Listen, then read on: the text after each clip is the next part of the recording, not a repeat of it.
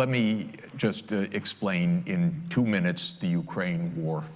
This is not an attack by Putin on Ukraine in the way that we are told every day. This started in 1990, February 9th, 1990.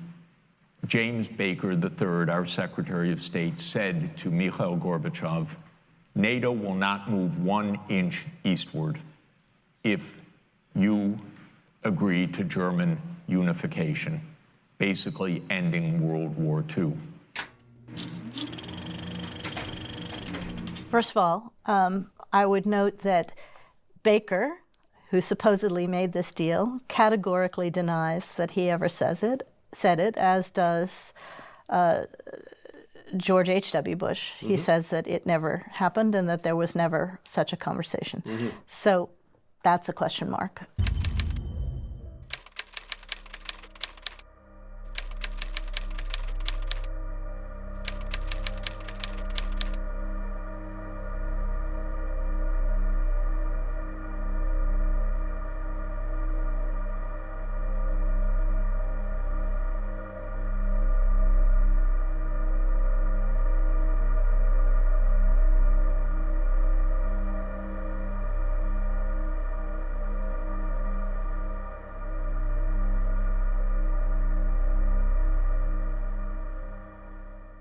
And Gorbachev said, that's very important. Yes, NATO doesn't move, and we agreed to German unification.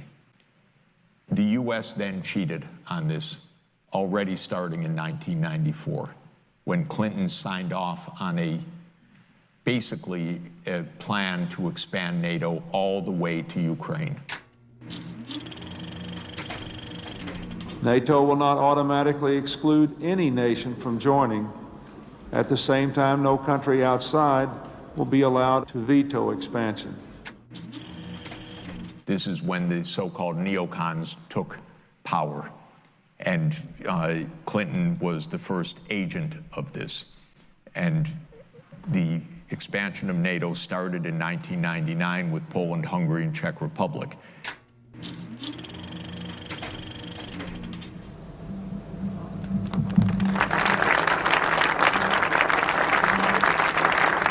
Today we welcome Hungary, Poland, the Czech Republic, finally erasing the boundary line the Cold War artificially imposed on the continent of Europe. Our goal is to help to build a Europe that is undivided, free, democratic, at peace, and secure. A Europe in which Russia, Ukraine, and other states of the former Soviet Union join with us to make common cause. We have to reinforce the practical cooperation between NATO and Russia and NATO and Ukraine. We have to see through our efforts to secure a lasting peace in the Balkans, and we cannot walk away until the job is done. At that point, Russia didn't much care. There was no border other than with the Königsberg, but other than that, there was no direct threat. Then the U.S. led the bombing of Serbia in 1999. That was bad, by the way, because that was a use of NATO to bomb a European capital, Belgrade, 78 straight days to break the country apart. The Russians didn't like that very much. But Putin became president, they swallowed it, they complained, but even Putin started out pro-European, pro-American, actually asked maybe we should join NATO when there was still the idea of some kind of mutually respectful relationship. At a meeting here in the Kremlin with the outgoing President Bill Clinton, right here in the next room, I said to him, I asked him, Bill, do you think if Russia asked to join NATO, do you think it would happen? Suddenly he said, you know, it's interesting. I think so.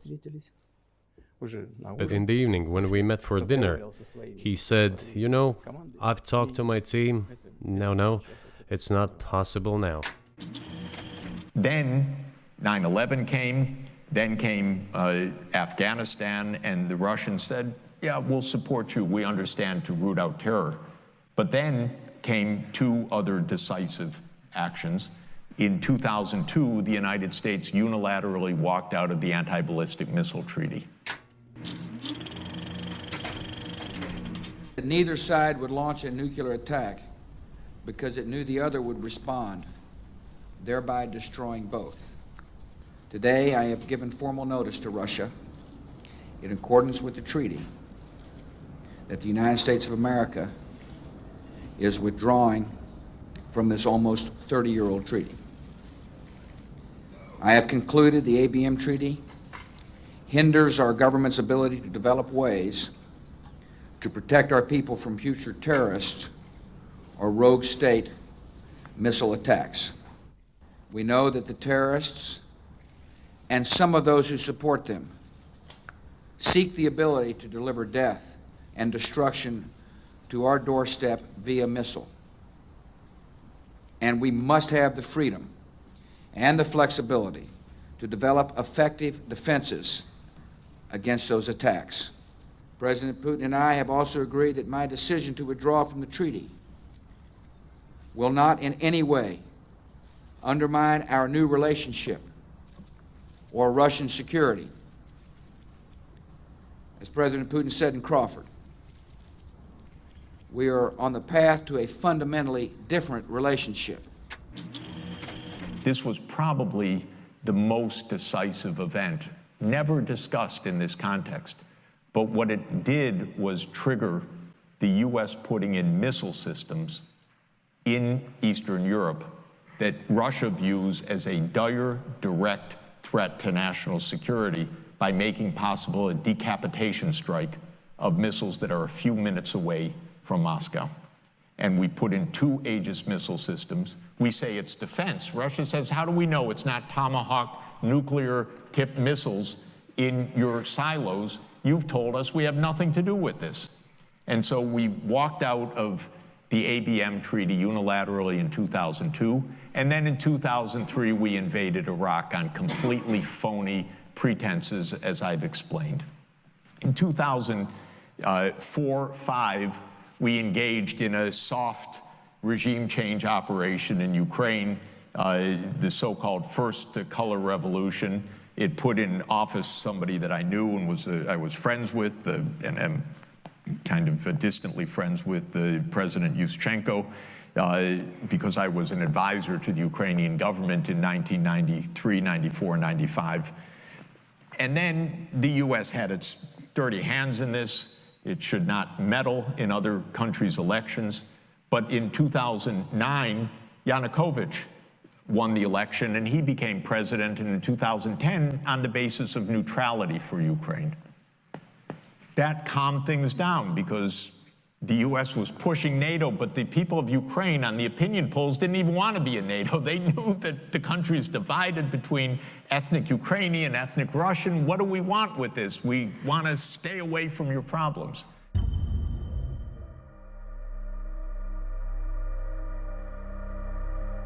So in February 22nd, 2014, the United States participated actively in the overthrow of Yanukovych.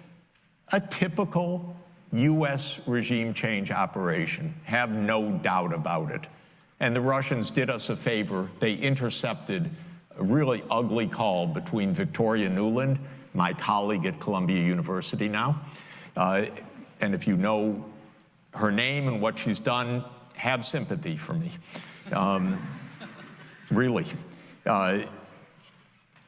Between her and the U.S. ambassador to Ukraine, Jeffrey Piat, who's a senior State Department official till today. And they talked about regime change. They said, who's going to be the next government? Why don't we pick this one? No, Klitschko shouldn't go in. It should be Yatsenyuk.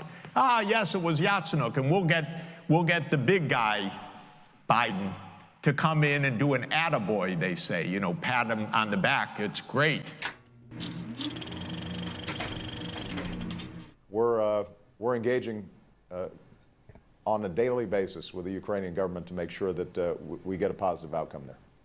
Russians have repeatedly accused the United States government of interfering in Ukraine's politics.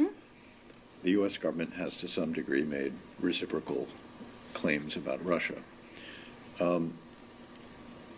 Does not the fact that U.S. diplomats purportedly are discussing who should and should not be in a Ukrainian government hint at some possibility of U.S. interference here? Absolutely not. What do you think? I think we're in play. The Klitschko piece is obviously the complicated electron here, especially the announcement of him as deputy prime minister. And you've seen some of my notes on the troubles in the marriage right now, so we're trying to get a read really fast on where he is on this stuff. But I think your argument to him, which you'll need to make, I think that's the next phone call we want to set up, is exactly the one you made to Yachts. And I'm glad you sort of put him on the spot on where he fits in this scenario. And I'm very glad he said what he said in response. Good. So I don't think Klitsch should go into the government. I don't think it's necessary. I don't think it's a good idea. I think Yachts is the guy who's got the economic experience, the governing experience. He's the guy, you know, what he needs is Klitsch and Tony Book on the outside. He needs to be talking to them 4 times a week. You know, I just think Klitsch going in, he's going to be at that level working for Yatsenyuk. It's just not going to work. Yeah, no, I think that's right. Okay. When I talked to Jeff Feltman this morning, he had a new name for the UN guy, Robert Seri. Did I write you that this morning? Yeah, I saw that. He's now gotten both Seri and Ban Ki-moon to agree that Seri could come in Monday or Tuesday. Okay. So that would be great, I think, to help glue this thing and have the UN help glue it. And, you know, fuck the EU. No, exactly. So they made the new government. And I happened to be invited to go there soon after that, not knowing any of the background. And then some of it was, in a very ugly way, explained to me after I arrived, how the U.S. had participated in this. All of this is to say, the U.S. then said, okay, now NATO's really going to enlarge. And Putin kept saying, stop. You promised no NATO enlargement. It's been, by the way, I forgot to mention, in 2004, Estonia, Latvia, Lithuania, Bulgaria, Romania, Slovakia, Slovenia, 7 more countries in the not 1 inch eastward.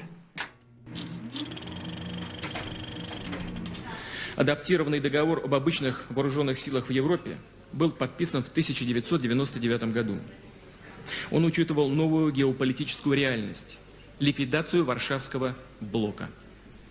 С тех пор прошло 7 лет, и только 4 государства ратифицировали этот документ,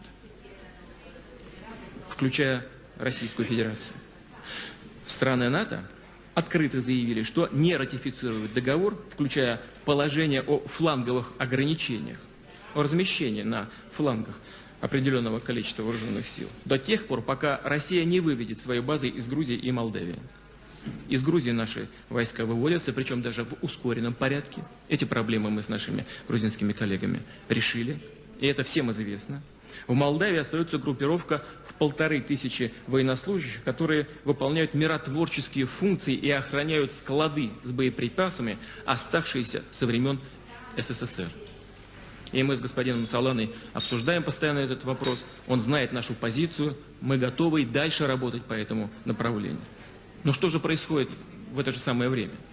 А в это самое время в Болгарии и Румынии появляются так называемые легкие американские передовые базы по 5000 штыков в каждой. Получается, что НАТО выдвигает свои передовые силы к нашим государственным границам. А мы, строго выполняя договор, никак не реагируем на эти действия. Думаю, очевидно, процесс натовского расширения не имеет никакого отношения к модернизации самого Альянса или к обеспечению безопасности в Европе. Наоборот, это серьезно провоцирующий фактор, снижающий уровень взаимного доверия. И у нас есть справедливое право откровенно спросить, против кого это расширение. И что стало с теми заверениями, которые давались западными партнерами после распуска Варшавского договора? Где теперь эти заявления? О них даже никто не помнит. Но я позволю себе напомнить в этой аудитории.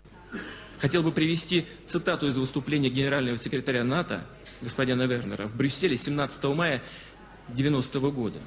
Он тогда сказал: «Сам факт, что мы готовы не размещать войска НАТО за пределами территории ФРГ, дает Советскому Союзу твердые гарантии безопасности». Где эти гарантии? Камни и бетонные блоки Берлинской стены давно разошлись на сувениры. Но нельзя забывать, что ее падение стало возможным в том числе и благодаря историческому выбору, в том числе нашего народа, народа России. Выбору в пользу демократии и свободы, открытости и искреннего партнерства со всеми членами большой европейской семьи. Сейчас же нам пытаются навязать уже новые разделительные линии, стены. Пусть виртуальные, но все-таки разделяющие, разрезающие наш общий континент. Неужели вновь потребуются долгие годы и десятилетия, смена нескольких поколений политиков, чтобы разобрать и демонтировать эти новые стены? The U.S. kept rejecting the basic idea, don't expand NATO to Russia's border in a context where we're putting in goddamn missile systems. After breaking a treaty, 2019, we walked out of the Intermediate Nuclear Force Treaty. In 2017, we walked out of the JCPOA, the treaty with Iran. This is the partner. This is the trust building. In other words, it's completely reckless U.S. foreign policy. On December 15, 2021, Putin put on the table a draft Russia-U.S. security agreement. You can find it online. The basis of it is no NATO enlargement. I called the White House that next week after that, begging them, take the negotiations. Putin's offered something, avoid this war. Oh, Jeff, there's not going to be a war. Announce that NATO's not going to enlarge. Oh, don't worry, NATO's not going to enlarge. I said, oh, you're going to have a war over something that's not going to happen? Why don't you announce it? And he said, no, our policy is an open door. This is Jake Sullivan. Our policy is an open door policy. Open door for NATO enlargement. That is under the category of bullshit, by the way. You don't have your right to put your military bases anywhere you want and expect peace in this world.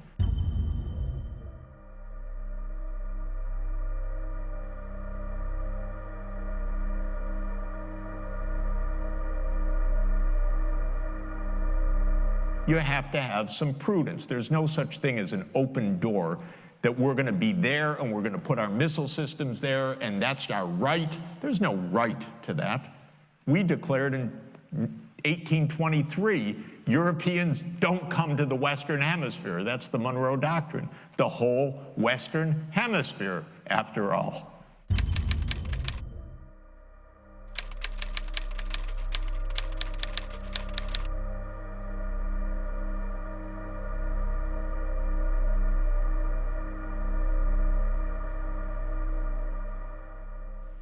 Okay, anyway, they turned down the negotiations. Then the special military operation started, and 5 days later, Zelensky says, okay, neutrality. And then the Turks said, we'll mediate this. And I flew to Ankara to discuss it with the Turkish negotiators because I wanted to hear exactly what was going on. So what was going on was they reached an agreement with a few odds and ends. And then the United States and Britain said, no way, you guys fight on. We got your back. We don't have your front, you're all gonna die. But we got your back as we kept pushing them into the front lines. That's 600,000 deaths now of Ukrainians since Boris Johnson flew to Kyiv to tell them to be brave. Absolutely ghastly. There was a story first told by former Israeli Prime Minister Naftali Bennett that Both sides were really close to the end, to the successful end of the negotiations. And אין לי say, אני בסך הכל מוציא לפועל ומתווך, אבל הכתובת שלי זה אמריקה בעניין הזה, ואני לא פועל על דעת עצמי. כל פעולה שעשיתי הייתה מתואמת לפרטי פרטים, גם עם ארצות הברית, גם עם גרמניה, גם עם צרפת. אז הם בעצם חדלו את זה? בגדול, כן. בגדול הם חדלו את זה, ובאותו זמן חשבתי שהם שוגים. And then Ukrainian Representative Arahami kind of confirmed that yes, he said in an interview that there was some kind of advice from Boris Johnson to stop negotiating and to win this war militarily.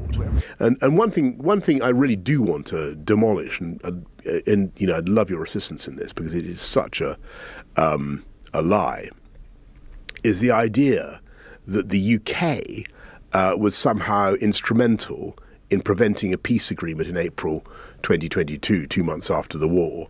When you went out there? When I went out there, I can assure you it is an absolute steaming, stinking lie. There was no way that Zelensky could have agreed to anything like the terms that were on offer in Istanbul. I never discussed any of that with Zelensky. That wasn't the purpose of my trip at all. But I can assure you, even if I had raised the question of the Istanbul talks with Zelensky, there was no way they were going to do a deal, whatever we said. And I certainly did nothing to frustrate any such agreement. There was no. I don't think any Ukrainian president could have agreed to those terms.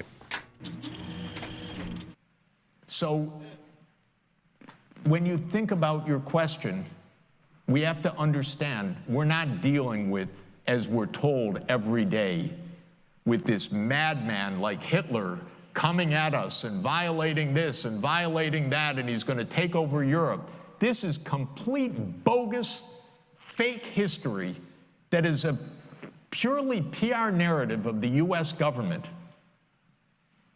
and it doesn't stand up at all. We are, let's face it, we're waging a proxy war.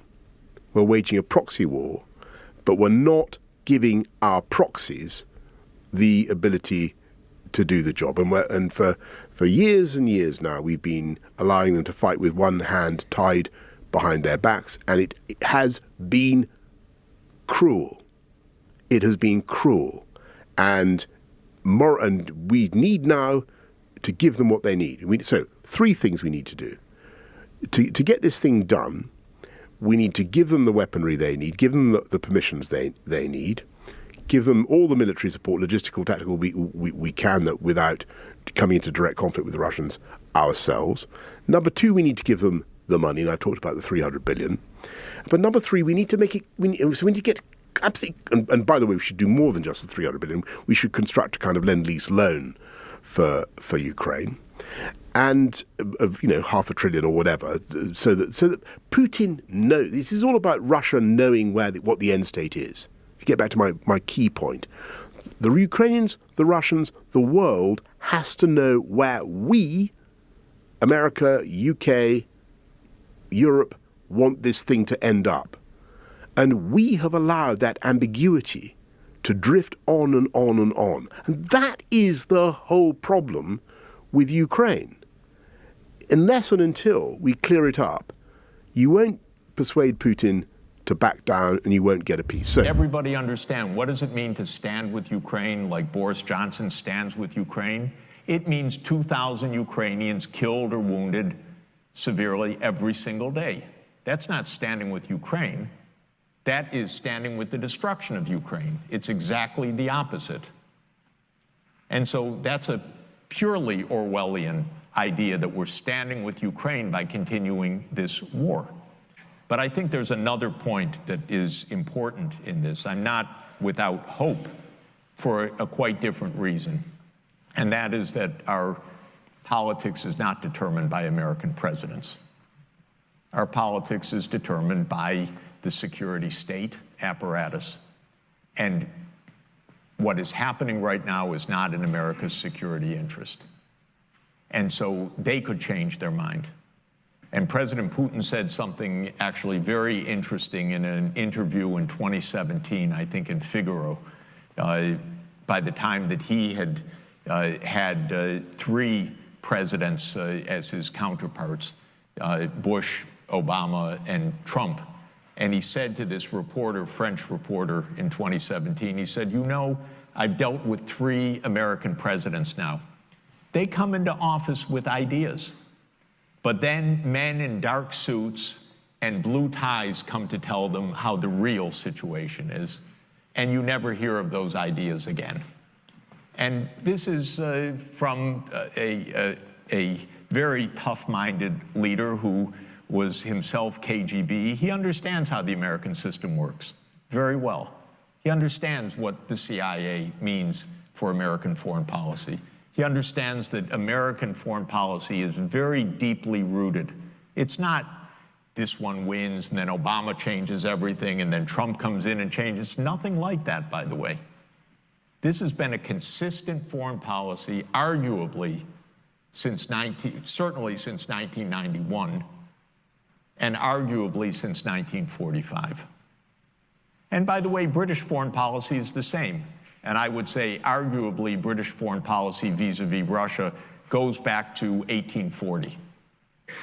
It was around 1840 that the British government got the idea that Russia was a threat to Britain, to the British Empire through Central Asia, and the idea that that Russia was going to invade India through the Khyber Pass. And this became an idée fixe, and it became the basis for the Crimean War in 1853 to 1856, and Russophobia basically never abated. Of course, at two junctures, Britain aligned with the Soviet Union, or aligned with Russia in World War I and aligned with the Soviet Union in World War II.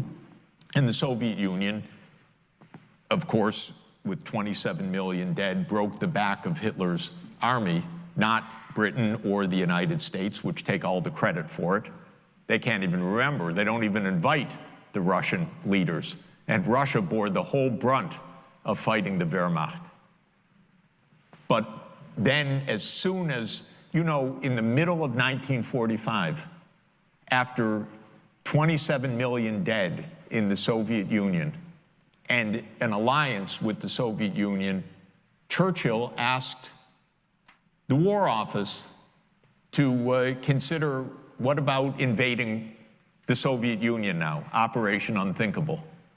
In other words, let's continue the war. Germany just surrendered, now we should go invade the Soviet Union. That was not put as a defensive war game. That was an actual idea of Churchill in the summer of 1945, and the United States said, no, actually, let's not have another war right now. But that's a kind of, that's a little weird, by the way. But that's how Britain has thought for, so my point is these are very deep, consistent trends, and Britain taught the United States everything it knows, and we continue on the same deep trend. What we need is that the Pentagon and the CIA and the other intelligence agencies come to understand we're in a multipolar world. We face a nuclear superpower in China, a nuclear superpower in Russia. There is no meaning of victory. Tragedy is not an option, as far as I'm concerned, for a policy. And so we need a different strategy. And then somebody in a dark suit and a blue tie will come to tell whoever's president that we're doing it differently now. And that's what we can hope for.